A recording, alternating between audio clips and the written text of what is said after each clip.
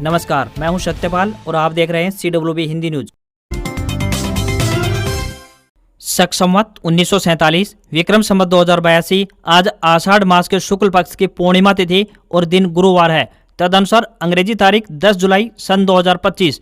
इसके अलावा आज स्नान दान की पूर्णिमा और गुरु पूर्णिमा व्रत है। सबसे पहले आज की सुर्खियां। हरियाणा के इस जिले में AI कंट्रोल करेगा ट्रैफिक, रूल तोड़ते ही तुरंत कटेगा चालान। 10 जुलाई से होने जा रहा है एक्टिव। नौकरी पेशा लोगों के लिए बड़ी राहत की खबर, EPFO ने करोड़ों खातों में ट्रांसफर की ब्याज की राशि। 24 जुलाई तक खरीफ फसलों का बीमा करा सकेंगे किसान, प्रति एकड़ देना होगा इतना प्रीमियम, बताएंगे पूरी update. Haryana CET exam update, क्या इसमें नेगेटिव मार्किंग होगी या आपको पास होने के लिए कितने नंबरों की आवश्यकता होगी, जानेंगे सभी जरूरी सवालों के जवाब। कैथल हाफ मैराथन में लाखों रुपए जीतने का मौका, प्रथम आने पर मिलेगा 1,21,000 रुपए का नगद पुरस्कार। हरियाणा में किसानों के लिए खुशखबरी, पराली से जुड़े उद्योग लगाने पर मिलेगी 65% तक सब्सिडी। पॉलिटेक्निक कॉलेजों में एडमिशन के लिए काउंसलिंग शुरू, ऑनलाइन ग्रेडेशन लिस्ट जारी। 9 में ब्रजमंडल यात्रा को लेकर रूट डाइवर्ट, 14 जुलाई से शुरू होगी। गुरुग्राम जाने वाले वाहन दिल्ली मुंबई एक्सप्रेसवे से जाएंगे। सोनीपत में खाद बीज की दुकानों पर छापेमारी, कमियां मिलने पर 2 डीलरों को नोटिस जारी किया। कृषि विभाग ने 3 दिनों में मांगा जवाब। SYL मुद्दे पर हरियाणा पंजाब के बीच बैठक बेनतीजा रही। CM मान बोले, रावी चुनाव से पानी मिले तो देंगे। सैनी ने कहा मुद्दा खत्म होना चाहिए। एस्टेट की नई तारीखों का हुआ ऐलान, अब इस दिन होने जा रही है ये परीक्षा।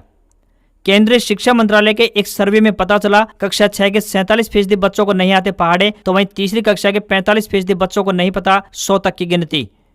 और PM नरेंद्र मोदी को नामीबिया का सर्वोच्च नागरिक सम्मान मिला। अब तक का 27वां इंटरनेशनल अवार्ड, 5 देशों का दौरा खत्म, दिल्ली हुए रवाना। और अब खबरें विस्तार से। हरियाणा में मानसून की शुरुआत के साथ ही मौसम खुशनुमा बना हुआ है। हिसार, सोनीपत, रोहतक, झज्जर, चरखी दादरी और महेंद्रगढ़ के नारनौल में बारिश हुई। वहीं इससे पहले पंचकुला, पानीपत, भिवानी, रेवाड़ी, करनाल, कैथल, कुरुक्षेत्र, जींद, फरीदाबाद और फतेहाबाद में कहीं कहीं बूंदाबांदी तो कहीं तेज बारिश हुई है। अंबाला में भी बूंदाबांदी देखने को मिली। तो वहीं पानीपत में 1 घंटे तक हुई तेज बारिश से सड़कों पर आधा से 1 फीट तक पानी भर गया। सोनीपत, करनाल, कैथल और चरखी दादरी में जल भराव देखा गया। तो वहीं कैथल में दोपहिया वाहन पानी में बहते हुए नजर आए। हरियाणा कृषि विश्वविद्यालय के कृषि मौसम विज्ञान विभाग ने रात 10:30 बजे तक नूंह, पलवल, फरीदाबाद, गुरुग्राम, महेंद्रगढ़, चरखी दादरी, भिवानी, रेवाड़ी, झज्जर, रोहतक, हिसार, सोनीपत, पानीपत, जींद, करनाल, अंबाला, यमुनानगर में हवाओं व गरज चमक के साथ मध्यम से तेज बारिश का अलर्ट जारी किया। मौसम विभाग ने पेड़ों या फिर बिजली के खंभों से दूर रहने की सलाह दी है। आज यानी 10 जुलाई को 7 जिलों पंचकुला, अंबाला, यमुनानगर, कुरुक्षेत्र, कैथल, करनाल व पानीपत के अधिकतर हिस्सों में 50 से 75% तक बारिश की संभावना जताई है। वहीं 9 जिलों यानी जींद, सोनीपत, रोहतक, रेवाड़ी, झज्जर, महेंद्रगढ़, रेवाड़ी, गुरुग्राम व फरीदाबाद में कहीं कहीं 25 से 50% तक बारिश होगी। और 6 जिलों सिरसा, फतेहाबाद, हिसार, भिवानी, चरखी दादरी व महेंद्रगढ़ के कुछ जगहों पर बरसात की संभावना है। 11 जुलाई को भी हरियाणा के लगभग सभी जिलों में बरसात के आसार बने हुए हैं।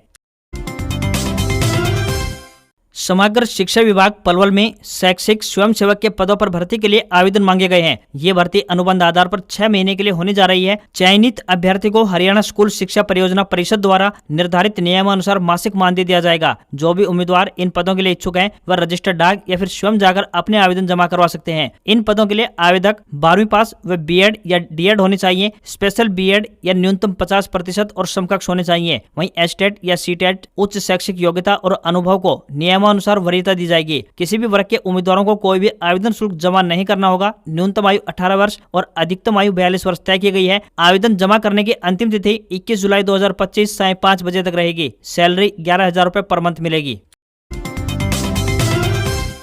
अगर आप पॉलिटेक्निक कॉलेज में दाखिला लेने के बारे में सोच रहे हैं तो आपको एक खबर जरूर देखनी चाहिए। बता दें कि राज्य के पॉलिटेक्निक कॉलेजों में एडमिशन के लिए मंगलवार को ऑनलाइन ग्रेडेशन लिस्ट जारी कर दी गई है। इस लिस्ट में जिन छात्रों का नाम आ गया है उन्हें अपनी पहली काउंसलिंग में शामिल किया जाएगा। पहली काउंसलिंग प्रोसेस 15 जुलाई तक चलेगी। इसमें छात्रों को उनके कोर्स के ऑप्शन सिलेक्ट करने का मौका दिया जाएगा। इसके बाद 16 जुलाई को विभाग की तरफ से सीट आवंटित की जाएगी। सभी स्टूडेंट्स अपने कागजात तैयार रखें ताकि वेरिफिकेशन के वक्त उन्हें किसी भी प्रकार की कोई परेशानी का सामना न करना पड़े। 17 से 21 जुलाई तक फिजिकल उपस्थिति होगी। तो वहीं 21 जुलाई को बाकी बची खाली सीटें दर्शाई जाएंगी। पॉलिटेक्निक में डिप्लोमा इंजीनियरिंग में कक्षा 10वीं पास छात्र 3 वर्षीय और 12वीं पास छात्र 2 वर्षीय कोर्स में एडमिशन ले सकते हैं। दाखिला प्रक्रिया पूर्ण रूप से ऑनलाइन है। किसानों के लिए एक जरूरी खबर सामने आई है। बता दें कि केंद्र सरकार द्वारा साल 2016 में प्रधानमंत्री फसल बीमा योजना की शुरुआत की गई थी। इस योजना का मकसद प्राकृतिक आपदा से होने वाली फसलों में नुकसान की भरपाई को करना है। अब किसान अपनी खरीफ फसलों का इस योजना के तहत प्रीमियम जमा करवाकर नुकसान का मुआवजा उठा सकते हैं। प्रधानमंत्री फसल बीमा योजना के तहत सरकार द्वारा कपास, धान, मक्का, बाजरा, मूंग आदि फसलों का बीमा किया जाता है। योजना के तहत बात करें तो कपास का 2070 रुपए प्रति एकड़, धान का 809 रुपए प्रति एकड़, मूंग का 363 रुपए प्रति एकड़ और मक्का का 435 रुपए प्रति एकड़ प्रीमियम का भुगतान करना होगा। किसानों को फसल में बरसात से होने वाले जल भराव को छोड़कर प्राकृतिक बिजली गिरने व सूखा पड़ने पर घटना के 72 घंटे के अंदर जिला सांख्यिकी अधिकारी, कृषि एवं किसान कल्याण विभाग के उप निदेशक कार्यालय को पोर्टल पर अपलोड करके सूचना देनी होगी।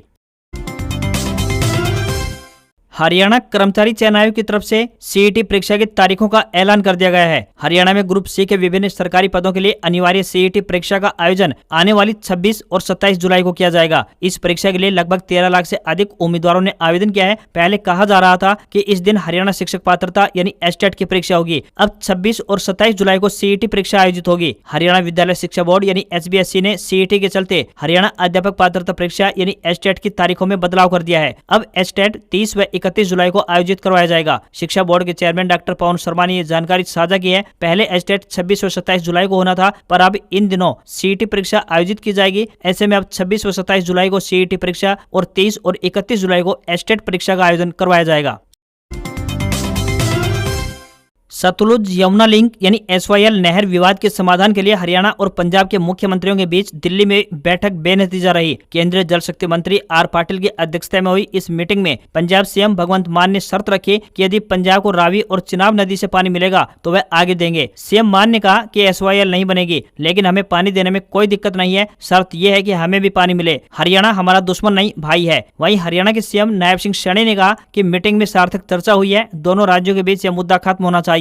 मीटिंग में तय हुआ है कि अब 5 अगस्त को केंद्र की मध्यस्थता में दोबारा से मीटिंग होगी। बता दें कि 13 अगस्त को इसी मामले को लेकर सुप्रीम कोर्ट में सुनवाई होनी है। दोनों राज्य चाहते हैं कि इस सुनवाई से पहले इस मुद्दे पर किसी नतीजे पर पहुंचा जा सके। वहीं रानिया से इनेलो विधायक अर्जुन चौटाला ने कहा कि पंजाब के मुख्यमंत्री भगवंत मान जो कहते हैं कि यह पंजाब का पानी है, किसी को नहीं देंगे, वो कौन से कुएं से SYL का पानी खोद कर लाए हैं? SYL का पानी तो सियाचिन ग्लेशियर से आता है, तो यह पंजाब का पानी कैसे हुआ? पानी एक प्राकृतिक संसाधन है जिस पर किसी राज्य का नहीं बल्कि पूरे देश का अधिकार होता है। हरियाणा स्टाफ सिलेक्शन कमीशन यानी HSSC ने मंगलवार को ग्रुप सी भर्ती के लिए सीईटी एग्जाम की डेटशीट जारी कर दी है। हरियाणा में सीईटी एग्जाम पास करने के बाद ही सरकारी नौकरी मिलती है। ऐसे में 3 साल बाद हो रही इस एग्जाम में शामिल होने के लिए 13,47,000 युवाओं ने आवेदन किया है। इसी महीने 26 और 27 जुलाई को ये एग्जाम होगा। दोनों ही दिन 2-2 शिफ्टों में एग्जाम होगा। पहली शिफ्ट सुबह 10 बजे से लेकर 11:45 और दूसरी दोपहर बाद 3:15 से शाम 5 बजे तक होगी। एक शिफ्ट में पेपर हल करने के लिए 1 घंटा 45 मिनट का टाइम मिलेगा। सीईटी एग्जाम में कुल 100 सवाल होंगे। सीईटी के लिए 1350 सेंटर बनाए गए हैं। सीईटी एग्जाम का पेपर 2 भाषाओं यानी कि हिंदी और अंग्रेजी में होगा। परीक्षा OMR सीट ऑफलाइन मोड में होगी। यह सीट एग्जाम सेंटर में हरियाणा SSC देगा। पेपर ऑब्जेक्टिव टाइप का होगा, जिसमें 4 उत्तर में से किसी एक का जवाब चुनना होगा। नेगेटिव मार्किंग नहीं है, लेकिन अगर आपने किसी भी सवाल के किसी भी ऑप्शन पर टिक नहीं किया है तो आपकी नेगेटिव मार्किंग होगी। ऐसे में एक सवाल पर 1 नंबर कटेगा। OMR सीट में इस बार 5वां ऑप्शन यानी कि बबल भी होगा, जिस पर क्लिक करके आप नेगेटिव मार्किंग से बच सकते हैं। एक बार सेंटर अलॉट होने के बाद उसे चेंज नहीं किया जा सकेगा। वहीं सीईटी पेपर 12वीं के स्तर का होगा, लेकिन हिंदी और अंग्रेजी विषय का स्तर 10वीं के लेवल का होगा। अगर आप जनरल कैटेगरी से हैं तो आपको 50% नंबर लाने होंगे। अगर आप SC, ST और OBC जैसी आरक्षित यानी कि रिजर्व कैटेगरी में हैं तो आपको 40% नंबर लाने होंगे।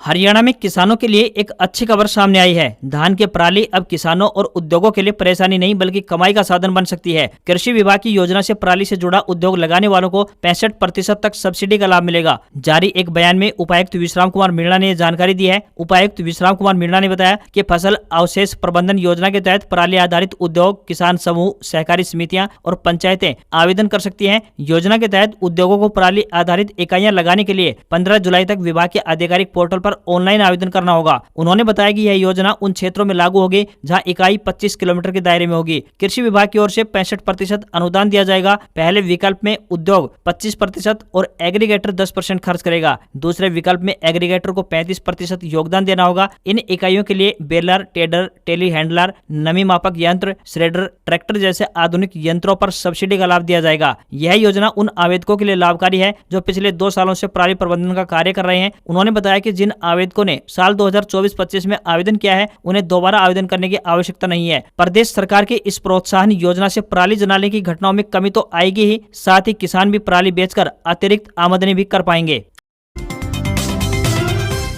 हरियाणा के कैथल जिले में जिला प्रशासन द्वारा 13 जुलाई 2025 को कैथल हाफ मैराथन का आयोजन होने जा रहा है। यह कार्यक्रम सुबह 5 बजे से PWD विश्राम गृह अंबाला रोड कैथल से शुरू होगा। इस मौके पर हरियाणा के मुख्यमंत्री नायब सिंह सैनी बतौर मुख्य अतिथि कार्यक्रम में शामिल होंगे। प्रतियोगिता में हाफ मैराथन यानी 21.1 किलोमीटर, 10 किलोमीटर रन और रन फॉर फन यानी 5 किलोमीटर की श्रेणियां शामिल की गई है। वरिष्ठ नागरिकों के लिए 5 किलोमीटर की विशेष कैटेगरी रखी गई है। हाफ मैराथन में प्रथम आने पर 1,21,000 रुपए, द्वितीय पुरस्कार के रूप में 1 लाख रुपए और तृतीय आने पर 75,000 रुपए का नगद पुरस्कार दिया जाएगा। वहीं 10 किलोमीटर की दौड़ में प्रथम स्थान पर 1 लाख, द्वितीय पर 75,000 रुपए और तृतीय स्थान पर 50,000 रुपए की इनाम राशि तय की गई है। पंजीकरण, पुरस्कार और कार्यक्रम से जुड़ी अन्य जानकारी के लिए कैथलhalfmarathon.com पर विजिट किया जा सकता है।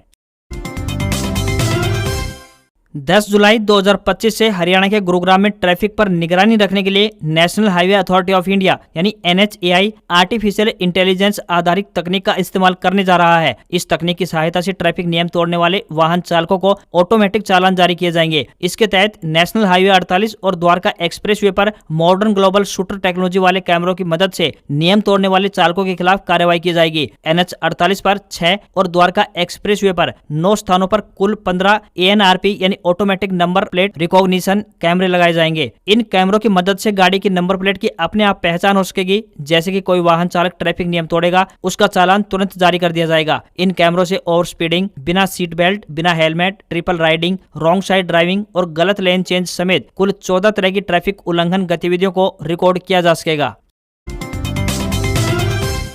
अगर आप भी नौकरी पेशा हैं तो आपके लिए बड़ी खुशखबरी है। कर्मचारी भविष्य निधि संगठन यानी EPFO ने वित्त वर्ष 2024 के लिए घोषित 8.25% ब्याज दर को लगभग सभी खातों में जमा कर दिया है। केंद्रीय श्रम मंत्री मनसुख मांडविया ने जानकारी दी है कि सरकार ने जून महीने में ही वर्ष 2023-24 का ब्याज 97% खाता धारकों को ट्रांसफर कर दिया है। वित्त मंत्रालय द्वारा अधिसूचना जारी होने के 2 महीने के भीतर ही साल 2024-25 के लिए ब्याज खातों में पहुंच गया है। 8 जुलाई तक 13.86 लाख प्रतिष्ठानों के 32.39 करोड़ खातों में ब्याज जमा किया जा चुका है। सूत्रों के मुताबिक शेष 3% खातों में भी इस सप्ताह के भीतर ब्याज भेज दिया जाएगा। पहले जहां यह प्रक्रिया अगस्त से लेकर दिसंबर तक चलती थी, वहीं इस बार रिकॉर्ड समय में ब्याज ट्रांसफर किया गया है। आप भी अपने PF बैलेंस की जानकारी घर बैठे आसानी से प्राप्त कर सकते हैं। इसके लिए आपको अपने रजिस्टर्ड मोबाइल नंबर से 011 22 901 406 यानी 011 22 901 406 पर मिस कॉल दे सकते हैं। कुछ ही सेकंड में आपके फोन पर PF बैलेंस की जानकारी मैसेज के रूप में आ जाएगी। इसके अलावा भी आप उमंग ऐप को डाउनलोड करके अपने PF खाते की डिटेल्स देख सकते हैं।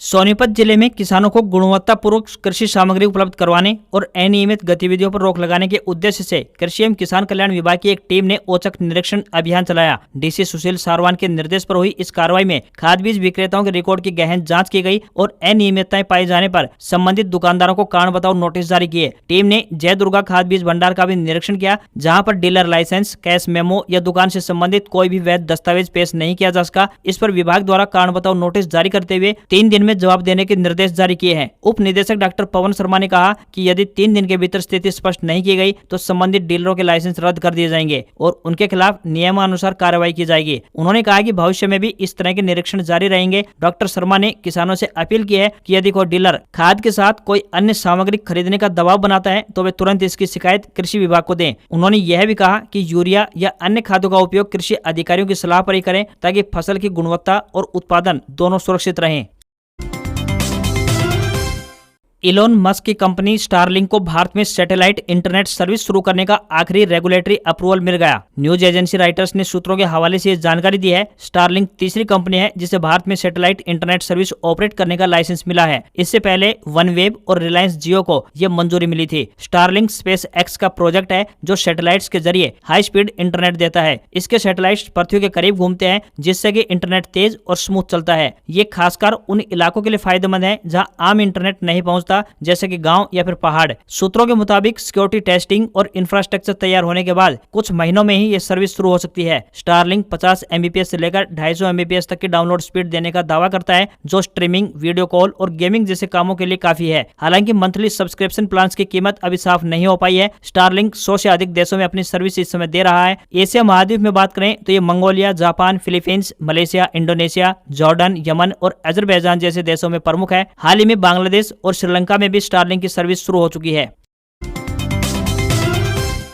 उत्तर प्रदेश में बुधवार को भारी बारिश जारी रही। अयोध्या में घरों में पानी भर गया। वाराणसी में दशाश्व मेघ घाट और 80 घाट तक पानी पहुंच गया। इसके चलते गंगा आरती का स्थान बदला गया। तो वहीं मध्य प्रदेश में नर्मदा उफान पर है। मंडला, डिंडोरी, श्योपुर, शहडोल, उमरिया जिले बाढ़ की चपेट में है। वहीं छतरपुर के बान सुजारा डैम के 12 गेट खोले गए। तो वहीं जबलपुर में बरगी डैम के 17 गेट खोले गए। महाराष्ट्र के नागपुर में लगातार हो रही तेज बारिश के चलते न्यू नरसाला इलाके में घर और गाड़ियां पानी में डूब गई। उत्तराखंड में मानसून जमकर बरस रहा है। मंगलवार को चमोली जिले के नंदप्रयाग घाट के पास मुख्य गांव में बादल फटने से तबाही मच गई। अगले 4 दिन राज्य के 5 जिलों में भारी बारिश की संभावना जताई गई है। उधर महाराष्ट्र के यवतमाल में 3 दिन से बारिश हो रही है। मारेगांव तालुका में कोसारा वर्धा नदी पर बना पुल पानी में डूब गया। वहीं छत्तीसगढ़ के दुर्ग जिले में लगातार हो रही भारी बारिश के चलते हालात बिगड़ गए हैं। कई घर, ऑफिस और अंडरपास पानी में डूब गए। बिहार में मानसून की रफ्तार धीमी पड़ चुकी है। प्रदेश में अगले 2 से 3 दिनों तक बारिश की संभावना नहीं है। उधर राजस्थान में मानसून इस साल जमकर मेहरबान है। जयपुर, गंगानगर, हनुमानगढ़, दौसा में भी 2 इंच से अधिक बरसात दर्ज की गई और ये दौर अगले 5 दिनों तक जारी रह सकता है। वहीं विभाग ने 11 और 12 जुलाई को कोटा, भरतपुर, उदयपुर संभाग में कहीं कहीं बारिश की चेतावनी जारी की है। अजमेर, भीलवाड़ा, अलवर, पिलानी, चित्तौड़गढ़, सीकर, उदयपुर, जोधपुर समेत कई जिलों में ह्यूमिडिटी का लेवल 75 से ऊपर दर्ज किया है।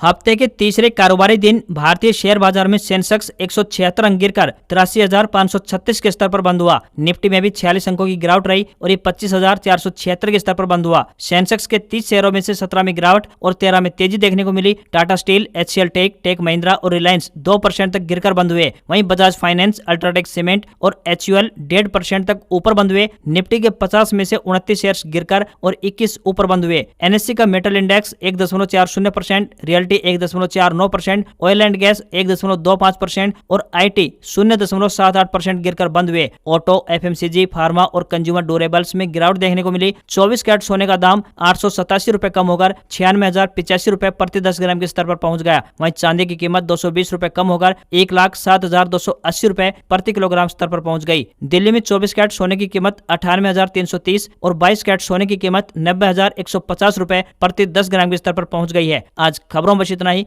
देखते रहिए आपका अपना हरियाणा का सबसे बेहतरीन news channel CWB Hindi news. नमस्कार। इसी आशा के साथ आपका दिन शुभ रहे।